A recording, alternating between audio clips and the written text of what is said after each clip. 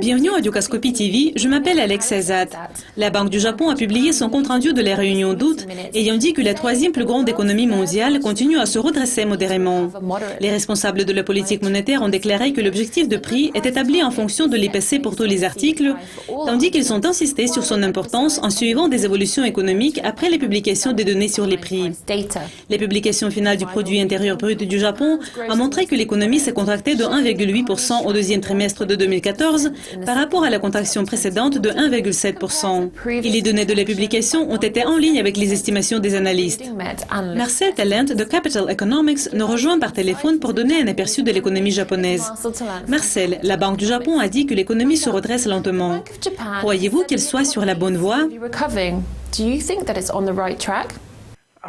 Pour le moment, c'est un peu difficile de dire si c'est une bonne voie. Jusqu'à présent, les données ont été plutôt décevantes. Évidemment, on pouvait l'espérer, compte tenu de ce que la hausse de la taxe à la consommation a beaucoup influencé les dépenses au premier trimestre. Beaucoup de dépenses ont été avancées. Et évidemment, ces dépenses n'étaient donc pas disponibles au deuxième trimestre. Même les données pour le troisième trimestre que nous avons récemment vues ont été assez faibles. Et nous avons révisé à la baisse nos prévisions pour cette année. Mais nous croyons toujours que l'économie va commencer à se redresser au troisième trimestre, au deuxième semestre de cette année. Les exportations connaissent une baisse quand les entreprises se retirent du Japon. Le gouvernement peut-il faire quelque chose pour retenir les entreprises japonaises au Japon? Nous pensons qu'il peut le faire. Il y a eu beaucoup de spéculations ces derniers temps en matière de ce glissement, ce qui signifie en général que les entreprises japonaises transfèrent leur capacité de production à l'étranger. Mais nous pensons que cela a été un peu surestimé parce que beaucoup de IDE qui ont lieu appartiennent en fait au secteur des services. Et les IDE manufacturiers ne se sont pas beaucoup accélérés au cours des dernières années. Certaines des mesures que le gouvernement a prises ces derniers temps devraient encourager les entreprises à investir de nouveau au Japon, surtout les réductions de l'impôt des entreprises. Les taux d'imposition des sociétés sont considérés par les entreprises japonaises comme le facteur le plus problématique pour faire des affaires au Japon.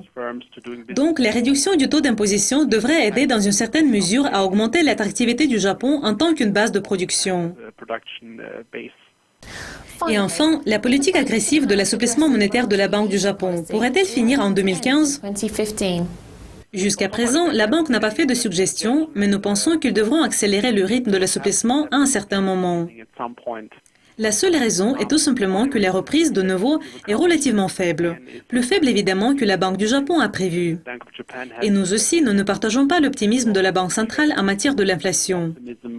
Nous pensons que la croissance de l'inflation au cours de la dernière année a été due en grande partie à la faiblesse du yen. Mais cet effet est en train de disparaître.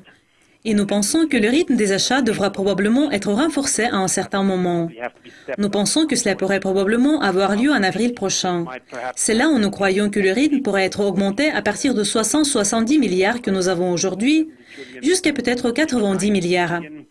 Mais il est quand même possible que cette annonce ait lieu déjà en janvier si les reprises dans la deuxième moitié de l'année est décevante. Merci de vos commentaires.